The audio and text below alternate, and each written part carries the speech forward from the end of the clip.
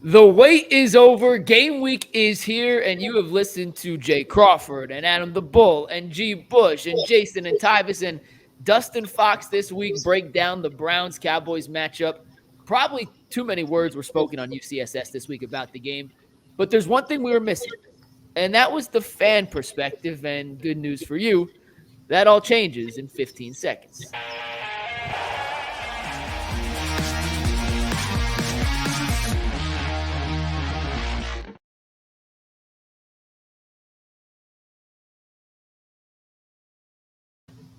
And here we are in the first ever Ultimate Browns fan show. I got my guy Xavier P and Evan419 joining us today. You guys are the inaugural guests on the Ultimate Fan Show. Hopefully this goes smooth and we can do this week in and week out and bring on a ton more Browns fans to give us their thoughts on the upcoming game. But when I pitched this idea to Steve Becker, I I got a couple guys in mind. Let me see if these two want to do it. And in our mock draft, X and Evan, you guys were both graded as top tier, can't miss prospects. So I'm glad you both were able to join me today. Evan, how you doing, man?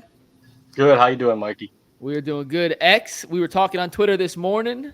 Actually, Yes, when sir. you hear this, this would have been Friday morning because it's going to air on Saturday. But, and full disclosure, this is Friday afternoon. So anything changes between 3:35 Friday and Saturday morning, we cannot be held responsible for. X, how you doing today?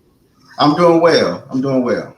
Do you prefer X or Xavier, by the way? Either or. X. Okay. When we're talking, sometimes X flows better, so X as well. I know two Xaviers from back home, and they both went by X. And Yep. I saw Xavier on the Twitter handle, and I was like, I don't know if anyone actually prefers Xavier. I feel like X is such a cool nickname. You got to rock with it. But X, I want to start with you. You have been as high on Deshaun Watson as anybody. And I mean that probably, honestly, as high as Deshaun Watson. Anytime we talk about Deshaun Watson on the show, you are the first in the comments to tweet at us, to tell us we were right, wrong, we're missing context and whatnot. So after 10 months of inactivity in a real game for Deshaun Watson, how do you expect him to play this Sunday against the Dallas Cowboys? What are your expectations for DW4? My expectation for Watson is it depends. It depends if the offense is truly dictated around him. And what I mean by that is, did Kevin Stefanski eliminate predetermined reads? And I think that is what him and Stefanski didn't click on. He tried it his way. I don't think it didn't work. Stefanski is a predetermined. He likes to control everything, the line of scrimmage, the calls, the checks. I think Watson needs more freedom. He needs the handcuffs taken off. And if the handcuffs are taken off between Kevin, Ken, and Watson, I expect nothing less but him to return to be better than what he was in Houston. Because I'm hoping he runs less and our actual O-line is actually good. Yeah, we got news today that Jed Wills is out and they may platoon left tackle, which let me tell you guys, I don't know how you feel about that. That scares the living hell out of me. Like platooning a left tackle, which might be the second most position on the field, does not give me a ton of confidence when Micah Parsons is the defensive end lining up opposite of whoever's in on that particular play. Evan, how do you feel about Deshaun heading into this contest? I don't feel too good. It has been 300 days since he's faced a live pass rush.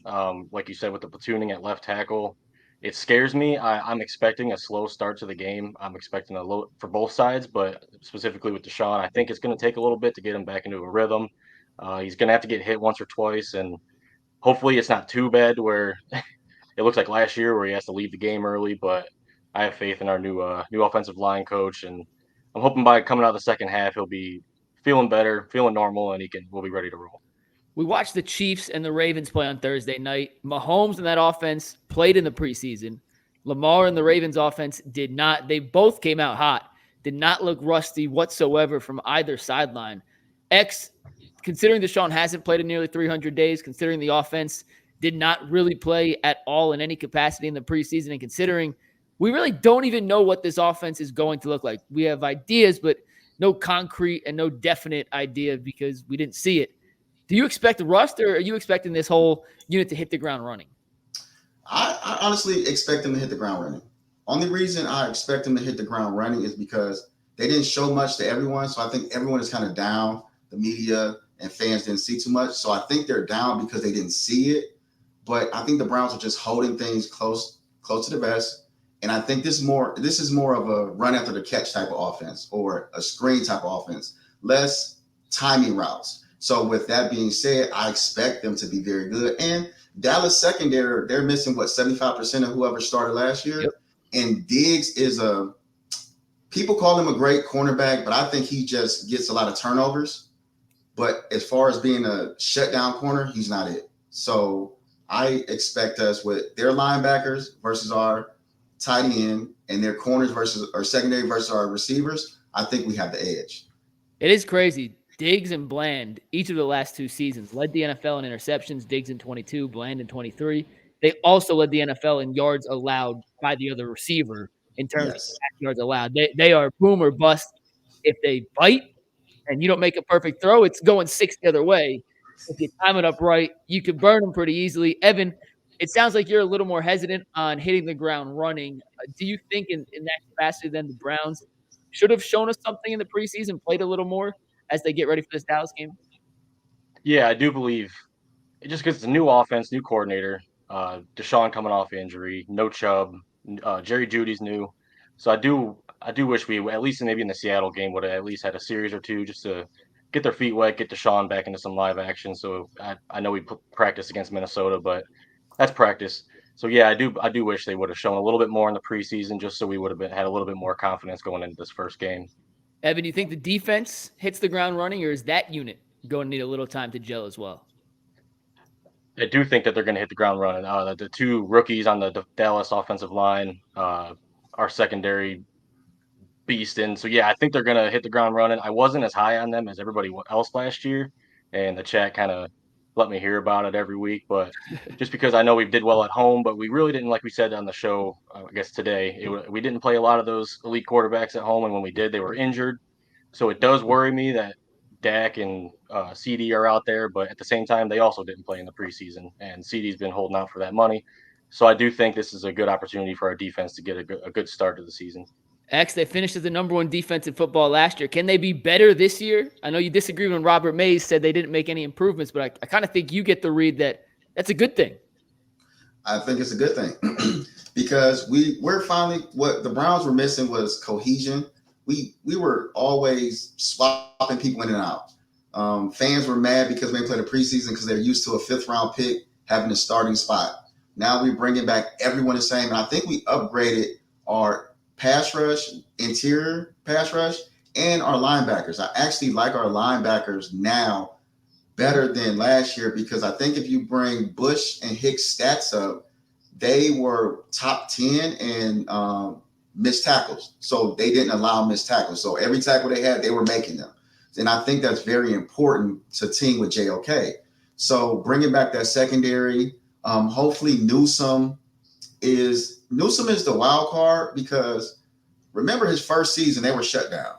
So putting him in the slot is kind of a mindset to play the slot. And I think he's really an outside corner. So depending on how I think Vrabel is another wild card, if he brought something in here to help Schwartz with the motion and how they defend the motion and the jets and the outside runs, I think we're up to be the actual number 1 defense because when I looked at the Ravens, I've seen them as the number 1 defense, not us last year, honestly. If you looked at the advanced analytics, the Ravens surpassed the Browns in EPA per play EPA per play defensively and stuff. But the traditional stats, pass yards allowed, points per game. I think Baltimore actually finished 1st in points per game. I think the Browns finished 5th, but close enough. This was 9 minutes of rational fan talk. Let's take the rationality out of this. Let's get fanatic with it.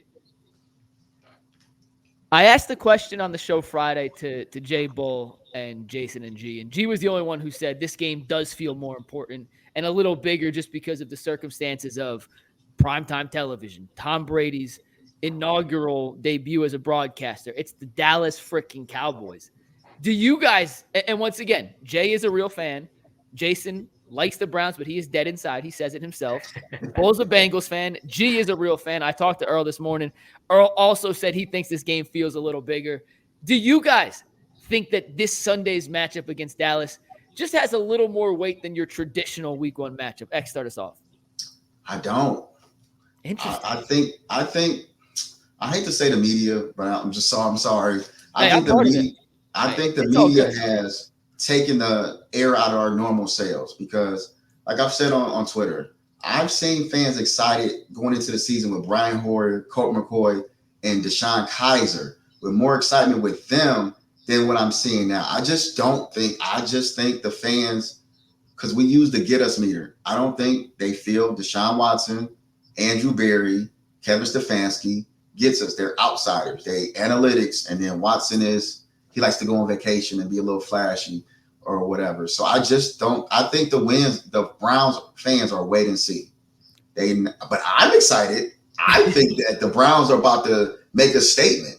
I think they're going to make a statement on Saturday, offense and on Sunday, offense and defense. We'll get the predictions at the end. Evan, I want you to answer this real quick because me and X went not back and forth. I was just kind of asking him from his longtime Browns fan perspective. He said he felt like expectations and the excitement was higher for teams in the past with Hoyer and Kaiser. And my response was, and I wasn't here, I'm genuinely asking, my response was, well, was that because the expectations of those teams were 5-6 wins? So, you only had a certain window to be excited for, as opposed to this year where we all look at this roster on paper and say, this is a roster that can compete with any team in football. And if Deshaun plays at a high level, this team can win at the highest of levels. Do you think maybe a lack of excitement and a lack of anticipation, that's not the right word, a lack of excitement and enthusiasm is due to the fact that the level of expectation for this team has risen above that, let's just go be competitive level, which it was for a decade or decade plus here? Yeah, I would say we're hesitant to be excited going into year 3 of Watson. Is that what you're saying? It's that, and it's also time to talk the talk or walk the walk. I mean, we've done all this talk, and we signed Deshaun. It's his 3rd year. He hasn't shown us much. He's coming off an injury. The AFC is absolutely loaded.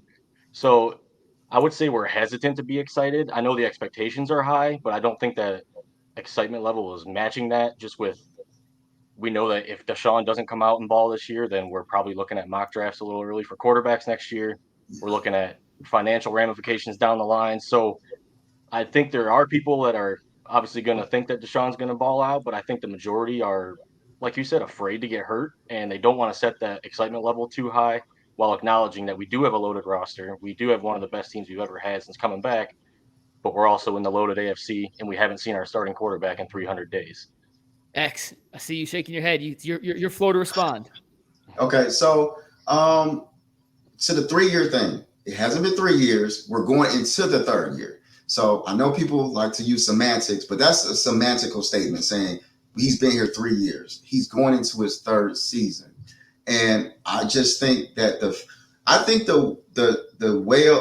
sales were just taken away when the judge said 6 games and the NFL said 17.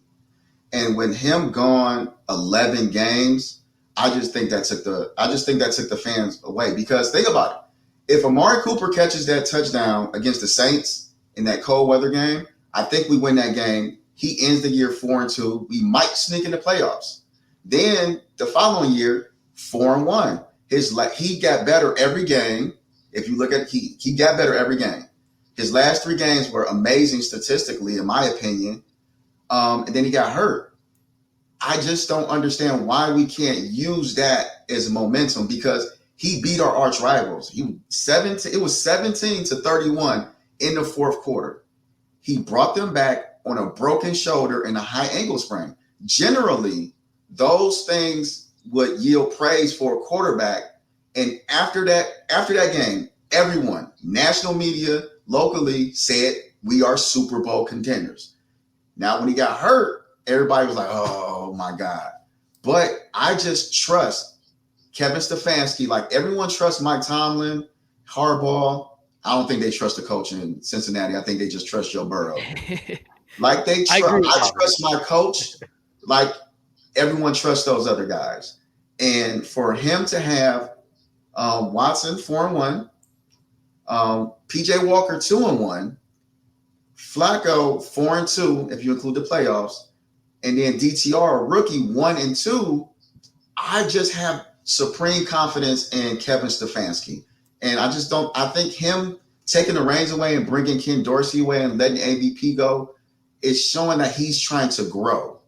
and that they're doing anything possible to make this work. I just think that everything they're doing, plus how Watson finished, should be a positive, but it's used as a negative. Evan, this is the fan show. I'm just gonna let you go.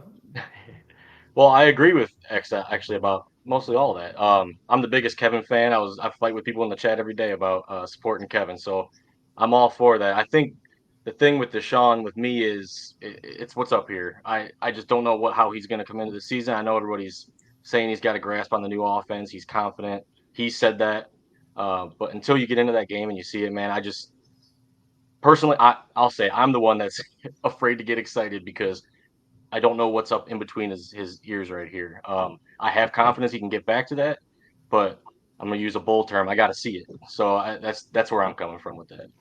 I can help you with your confidence. And everyone out there who's not confident, I'm gonna tell you this. Think about it like this. Bad. Let's say last year was bad, but some people have rewatched the actual game tape and assessed Watson and say he actually was better than people assessed him during the season. When you go back and watch the tape.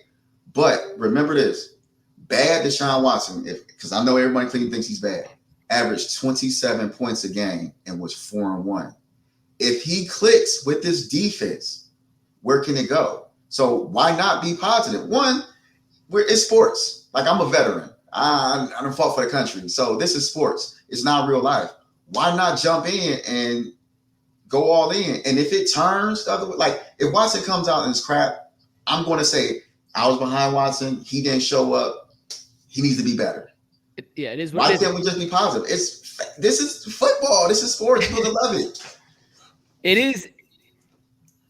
It's so like I've worked in a bunch of different places now, X. This is my fourth media stop in my career, and it's funny because every fan base when I'm there feels like the craziest fan base in the world. I said that about Tennessee when I was working in Tennessee. I said that about Texas A&M fans.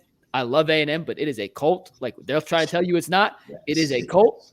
I fully support them, gig them. I got my A&M water bottle over there. Like, all for A&M, but they're crazy in their own right. Browns fans are batshit crazy in the best way possible too.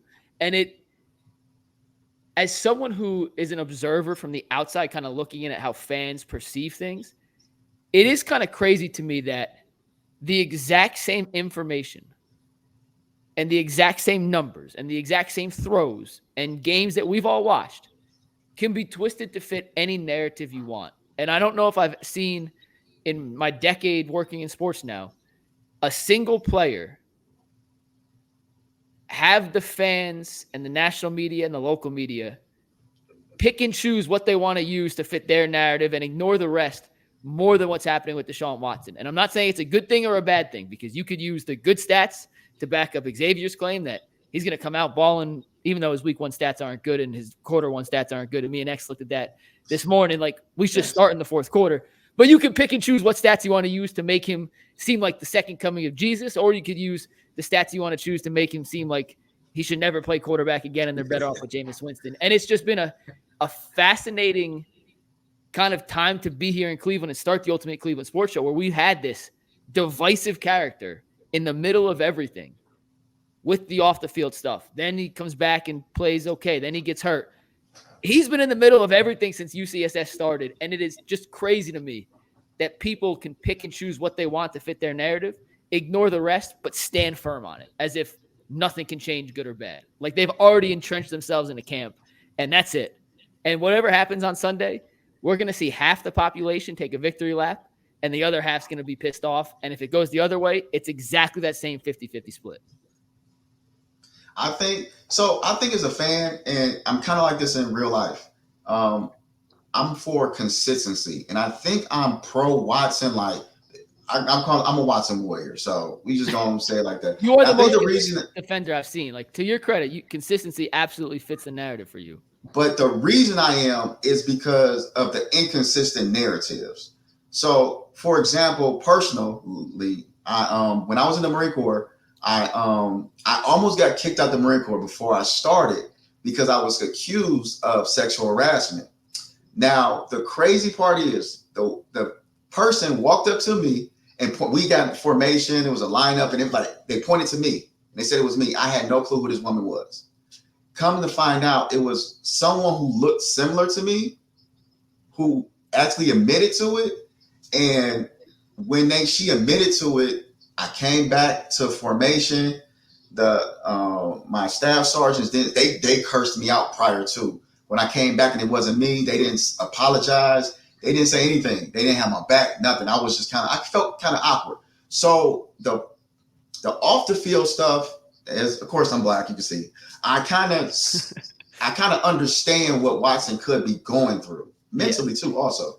So I think that's one reason why I side with him, because I understand where he could be going. Because none of us know the truth. So I understand what the other people say or how they feel or may feel. I understand how Watson can feel. But when it sticks strictly to sports, the inconsistencies bother me because, for example, Joe Flacco. Everyone loved Joe Flacco. I think they loved Joe Flacco because he got to come behind PJ Walker and DTR in the Denver game when they looked kind of bad. Yeah. But also, I think the 300-yard number was just magic. I think real quick, I think it's part of his expectations too. Because I don't know, I'm just speaking for myself personally. Evan, feel free to chime in. Like, my expectations for Flacco were, if this dude throws for 122 yards and doesn't turn the ball over, we're good. And then he comes out and he does stuff that I just didn't think he had in him. And I was in Texas when Deshaun was there.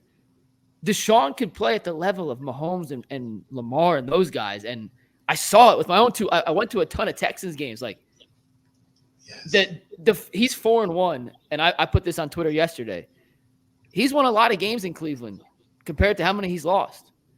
The eye test just doesn't match the numbers. And I don't think he needs to throw for 700 yards a game. I'm just making up a stupid number to like prove anything right or wrong. It's just the eye test hasn't matched it yet, despite the fact you're right. He's 4-1 and they averaged 26.6 points per game in those 5 games last year. And it's even higher if you want to count the Indy game, but I refuse to give him credit for the Indy game. That's a PJ Walker win. It's the only time Tyvis was ever right. PJ wasn't even good in that game, but Tyvis gets credit for that. So, Evan, I don't know how you feel on all that, but X, I appreciate you sharing your perspective because you shed a little light into how some people or why they feel a certain way versus why others may not.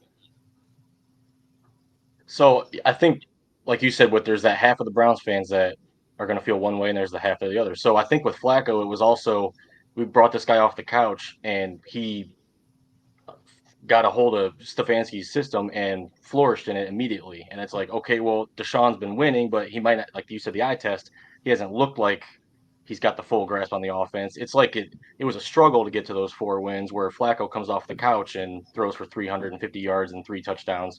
So I think that fed that half of the Browns fan base that was against Watson or was hesitant to like Watson, and they see Flacco, this 38-year-old off the couch, come in and start throwing bombs everywhere. So I think that also fed some of the narrative of we love Flacco and we need to see it out of Watson next year. You know what's funny? Can I get some pushback? Yeah, absolutely. Absolutely. So when we say struggle, Watson beat Joe Burrow 24-3. He beat Tannehill 28-3. He beat Lamar 33-31. He blew out the nobody and with Arizona, Toon 27-0. I don't understand the narrative that we struggle to these wins, because when people say a defense carry you, that's 10-0, 10-3. He's scoring points. And this is when a defense wasn't turning the ball over. And Deshaun Watson averaged 36 minutes of time of possession a game. That means the defense was on the field 24 minutes a game. You know how fresh they were and how that made them even better. And quiet as kept, if Joe Flacco does not turn the ball over 13 times, was it 13 or maybe 16 total turnovers? Including the playoffs, I think it's 13. I'll double check. If he didn't have those turnovers, we probably blow out every team that we played minus the Rams. If he doesn't turn the ball over to that dramatic amount, we're probably blowing teams out like the Jets, the Texans or whatever, the Bears. And he doesn't throw Bears for sure. The turnovers were the only reason that game was close. The offense did not look good against the Bears. Like that, he wouldn't have reached 300 yards those games because the Texans. Remember the Texans. Amari Cooper had a great first half. We were blowing him out. I think Amari got hurt or whatever. Then he threw a pick six or something. Something happened in the Texans game and in the Jets game. He gave them points, and that made him have to continue to throw the ball. So I know we love the stats that he put up, and it was good, but those games shouldn't have been close. None of them.